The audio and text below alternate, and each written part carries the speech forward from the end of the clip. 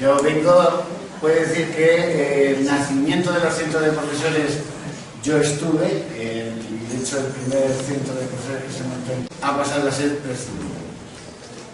Y cuando estábamos estuve en la delegación, pues existían, algunos aquí, todavía serán de aquella época, donde estaban los equipos de protección temprana, eran equipos que se movían de un sitio para otro y hacían un determinado trabajo. Un trabajo muy de pasar estudios. A partir de ahí se fueron creando y hemos llegado cambiando la forma de trabajo. Apareció entonces la integración, aparecieron especialidades de pedagogía terapéutica, de los lenguaje que no existían y bueno, pues hasta que hemos llegado a este último paso, que es lo que estáis ahora vosotros. Ahora quizás estamos en una situación planteándose si sois prescindibles o imprescindibles. Yo, evidentemente, desde aquel momento lo dije que es imprescindibles y la labor que yo he estado haciendo estos últimos años, 16 años en mi centro, pues además de director, pues ha sido un trabajo muy potente en el campo de la educación.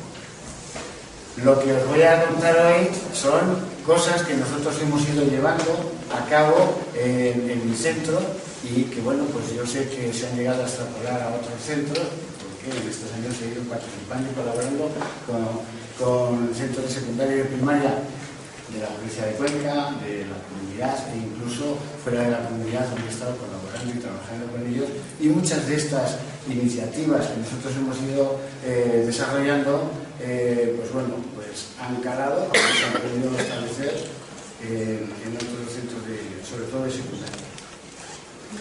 Lo que ocurre no quiere decir que se pueda llevar en todos los centros por igual. Cada centro es un mundo. El equipo directivo, que ahora mismo estamos ahí fuera, y bueno, pues se consideraba que uno de los avales importantes del centro son los equipos directivos.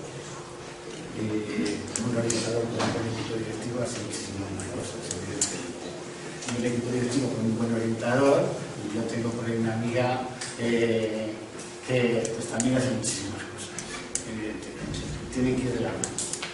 Bueno, cada centro es un mundo, los profesores de un centro y otros son distintos, los alumnos son distintos, el entorno en el que se mueve el centro es distinto y esto no son nada más que simplemente hechos que están puestos en práctica en este centro, que están puestos en otro y que hemos ido modificando a lo largo del tiempo, que hemos ido readaptando y hemos ido aprendiendo de los aciertos y de los errores.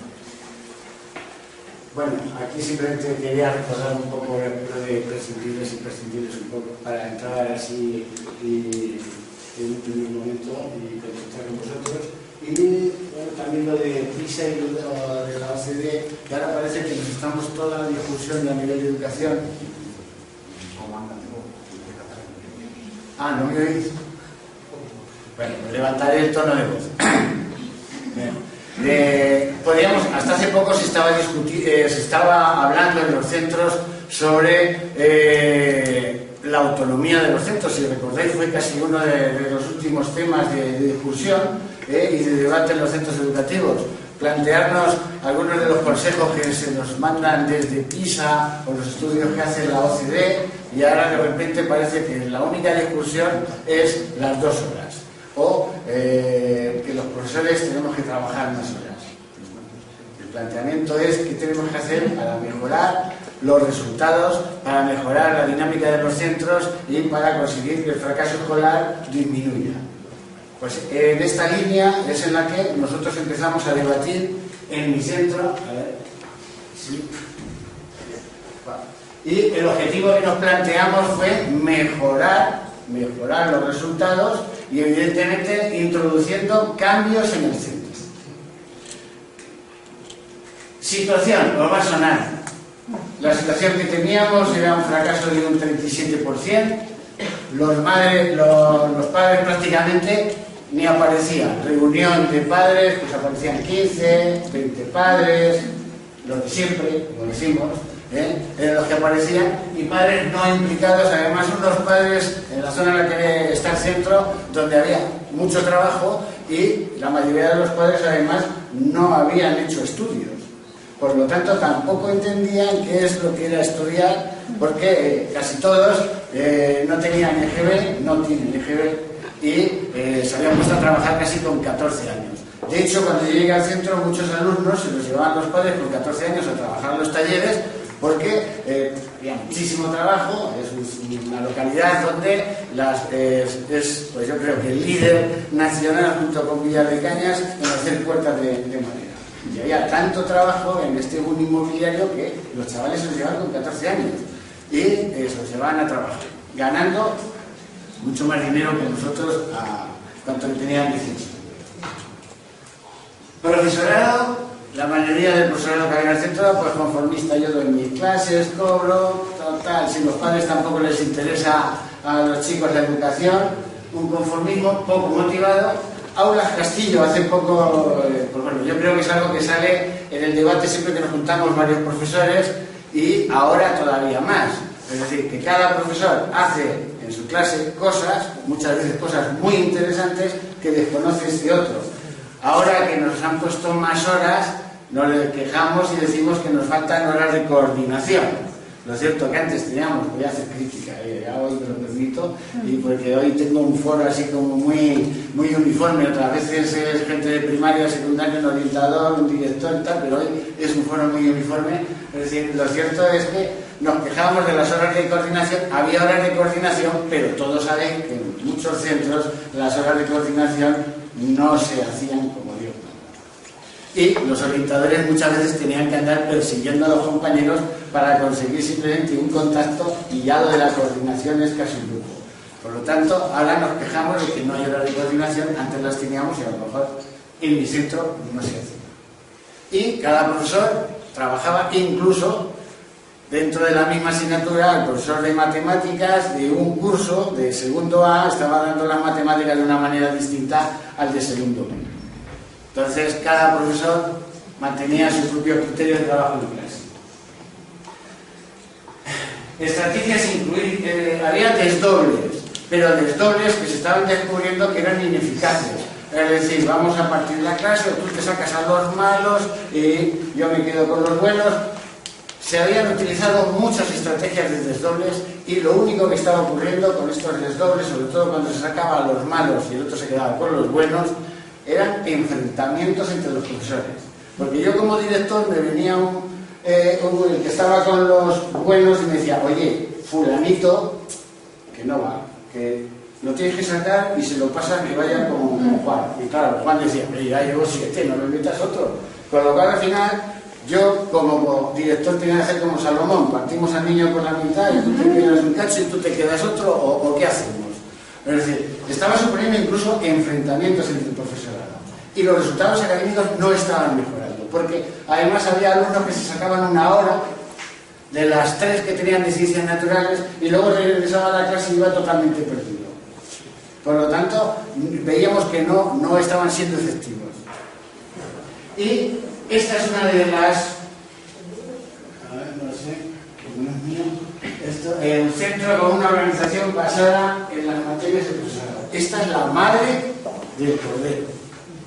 Para mí, como director después de 16 años, la madre del cordero.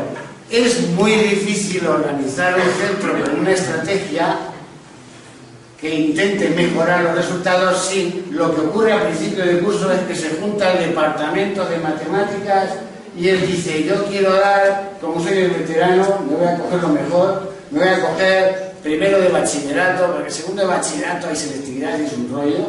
Me cojo primero de bachillerato y sé que es muy bueno el cuarto que entra este año y me cojo cuarto.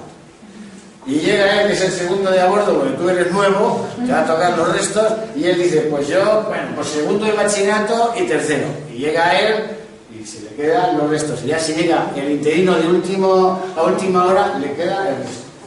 Pero eso mismo hace el departamento de sociales, el departamento de tecnología, y ahora yo como director tengo que organizar un centro en función de lo que han pedido los profesores. Por lo tanto, difícilmente puedo hacer desdobles o puedo hacer otra serie de estrategias. Me limitan o me limitaban. Por lo tanto, es un centro organizado fundamentalmente en base a las materias que tenemos y al profesorado. Lo de las materias lo he puesto porque en su momento había hasta optativas que los propios profesores se fabricaban a gusto de ellos para no tener que dar otras. Había optativas de astronomía, había optativas por ahí, hasta una de tapices, yo había tenido en mi centro, que era una manera de el profesor decía, tengo 16 más 2 de esta optativa que me invento, tengo 18 horas. Por lo tanto, y ahora vas tú y organizas un centro. ¿Dónde está el proyecto educativo de un centro si resulta que te lo dan ya totalmente, lo tienes que configurar en función de lo que han pedido? Muy difícil. Era un problema que existía. Metodologías, mayoritariamente, no os he querido poner más datos, pero mayoritariamente todo el mundo utilizaba libro de texto y puntos. Y es curioso, todavía cuando llegamos y lo primero que entra un profesor nuevo dice, ¿qué libro voy a llevar este año? ¿De qué editorial eres? Bueno, pues entonces ya no hablamos ni de programación didáctica, ni de coordinación, ni de nada, porque lo único que te interesa es el libro y cuándo se hacen los exámenes.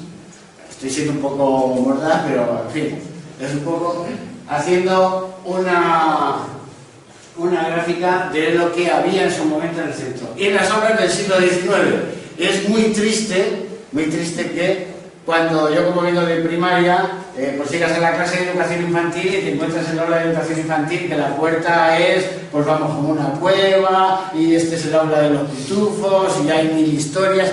La clase está llena de estímulos visuales para que el niño se enriquezca con esos estímulos y además le potenciemos y, pues eso, que se desarrolle y que aprenda y que pregunte. A medida que van subiendo los cursos, van desapareciendo los estímulos de la clase.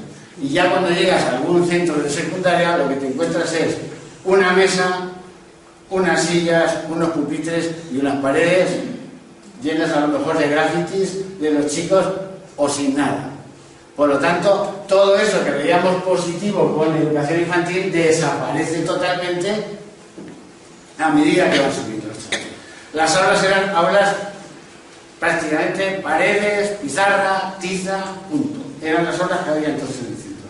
A partir de ahí analizamos y, bueno, no me voy a meter aquí en rollos pedagógicos, pero sobre todo nos damos cuenta de que el aula es un centro vital para trabajar y que ese aula, sobre todo quiero llegar a esto, que el aula que tenemos en un centro de secundaria vale para todo. Llega el profesor de física y le vale para física, llega el de matemáticas, le vale para matemáticas, llega el de sociales, que llega cargado con los mapas, pone un mapa que luego se lo tiene que llevar, vale para sociales. Son aulas que valen para todo. Y al igual que sabemos que no hay un método que sea válido para todos los alumnos, para todas las materias, no es lo mismo enseñar inglés que enseñar matemáticas, o enseñar tecnología, o ciencias naturales. Hay que cambiar de método. Pues lo mismo que no todos los profesores tenemos la misma manera de explicar. Ya sabéis que los guapos tenemos ventaja para explicar, según estudiar, Bueno, ni que todos los alumnos son iguales. Los alumnos de mi centro, incluso de un año para otro, cambian. Entonces, de un centro, de una zona de la ciudad, son distintos a los de otra zona de la ciudad. Hay que utilizar metodologías distintas. Y lo mismo pensábamos que no deberían de existir aulas que valieran para todo. Y ahí nos llevó a un grupo del centro a plantearnos, sobre todo, provocar también cambios metodológicos en los profesores, cambios a la hora de conseguir trabajar de otra manera, como introduciendo estrategias nuevas de organizar el centro y también introduciendo las nuevas tecnologías. Primer cambio que hicimos, transformamos el centro en introduciendo aulas profesor, cuando se podía, y si no, aulas materia. Esto ya empieza a estar más extendido. En aquel momento, el centro mío ya lleva con, digo mío porque todavía no es centro del día, que este año no estoy, pero lleva alrededor de unos 8 años llevando el aula materia. Y ha sido un éxito. Y ahora iremos viendo algunas valoraciones. Algunas valoraciones sobre el aula profesor. Si vamos a las económicas, tengo que decir que en 8 años hemos tenido que pintar las aulas. que hemos ahorrado en borradores que antes salían volando por los pasillos y hemos ahorrado en pupitres y en sillas. Eso para un director ya es una mecánica de ahorro importantísima, ¿eh? Pero sobre todo de cara a los profesores, pues el de sociales dejó de ser el burro de carga, de ir con todo por ahí, porque evidentemente incluso había veces que yo decía, ¿para qué? Si al final pierdo el tiempo entre montar el cañón, montar el ordenador, poner el mapa y demás, se me va un montón de tiempo. Y tengo luego que ir corriendo a otra clase y cargado por allá. Muchas veces los profesores desistían de llevar materiales distintos a las clases. Y teníamos clases que a chicos de hoy en día, que son digitales totalmente y que son chavales con un trabajo muy visual, pues las clases terminan siendo muy de oído. Y eso, a vosotros y a mí, nos aburre. Y todavía he conseguido que me estéis escuchando. Dentro de 30 minutos empezaréis a desconectar, seguro. O sea que consigo mantener la atención. Evaluamos la experiencia. Claro, ¿qué es lo que vimos como cosas positivas? Pues como cosas positivas, yo por ejemplo, que empecé bachillerato con 10 años, me sentaron al lado, yo soy Sebastián de apellido, me sentaron al lado de Sepúlveda. Y Sepúlveda y Sebastián estuvieron juntos 10 años, pupitre con pupitre, y algunas veces lo intercambié con Sarrión. Pero los tres juntos fuimos todo el bachillerato, hasta sexto bachillerato y todo junticos. Las interacciones fueron geniales. Sebastián, Sepúlveda, Sarrión, Sarrión, Sebastián, Sepúlveda. No cambiamos. Cambio aquí, es decir, cuando vienen a mi clase que es de ciencias naturales, yo lo siento así. Pero, y lo siento como yo quiero. No tengo que preguntarle al tutor, oye, ¿puedo cambiar a Pepito de sitio? Que es que entre los dos dedos queda en guerra. Lo cambio yo directamente y lo siento como yo quiero. Con lo cual, un chico de un pueblo está interactuando a lo mejor sentado con Juan, no sé si te llama Juan, pero he sentado con Juan y, pues bueno, esta vez he sentado con Juan y a lo mejor pasa con la profesora de inglés y te suelo buscar, a veces acepto Pili, ya me miro preocupado si llega a acertar. Me siento con Pili y en el otro me siento con Tere y en el otro me siento con Carlos. Con lo cual los chicos de los pueblos les obligas a que se relacionen mucho más. Evidentemente los profesores, al tener más materiales en su propia clase o en la clase materia, utilizan muchísimo más. Si tienen los diccionarios, los tienen a mano. Si tienen los mapas, los tienen a mano. Evidentemente el número de recursos que estaban en algunos departamentos criando polvo pasaron a las aulas y se empezaron a utilizar muchísimo más. Esto es genial. Pensábamos que los alumnos iban a perder el tiempo desplazándose. Pues no. Eran más rápidos que los profesores. Los profesores terminaban la clase, tenían que bajar a cambiar el libro a la sala de profesores. Ahora ya no fuman, pero bueno, echan la charleta, y cuando sonaba el timbre, entonces hacían amago de regresar a la clase. 10 minutos. Durante esos 10 minutos, los chicos solos por el centro, y era cuando aparecían sillas rotas, mesas rotas, borradores volando, alumnos que visitaban a otros, servicios donde se escondían. Estaban solos totalmente. Y se perdían 10 minutos. Desde que fueron los alumnos los que se desplazaban y el profesor esperaba a los chicos en su propia clase, nos demostraron que tardaban menos y además no había ningún conflicto en los movimientos, que teníamos nuestro miedo. Por lo tanto, yo os digo que no os preocupéis por ese miedo que no existe. Y las normas, te lo que digo, pensamos que en esos cambios iba a haber problemas de convivencia, peleas, nada, no ocurrió nada. Los chavales asumen sus desplazamientos mejor que nosotros y desaparecieron los problemas de convivencia que había cuando estaban solos. Y ahora, además, lo que os he dicho antes, las aulas se mantienen muchísimo mejor. Muchísimo mejor.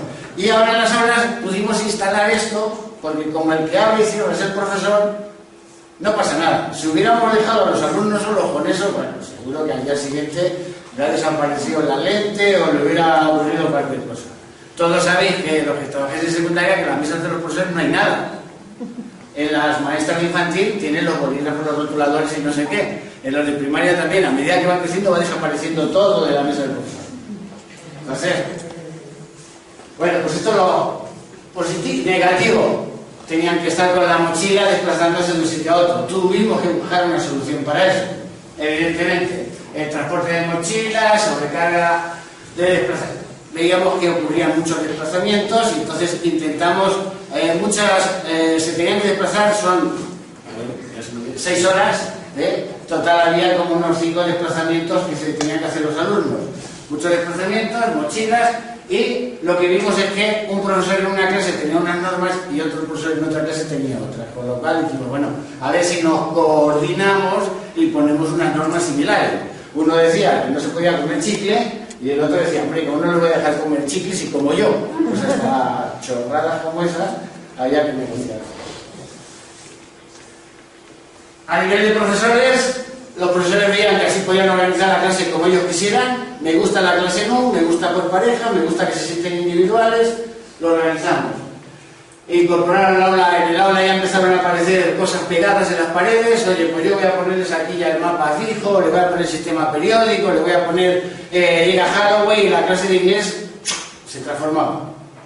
Antes no, porque como no era la clase de inglés, era la clase de segundo A, de tercero B, de tal. Pero de repente las clases de inglés pasaron a ser unas clases súper ricas de estímulos. Bien, más autonomía y mayor disposición de materiales y de recursos.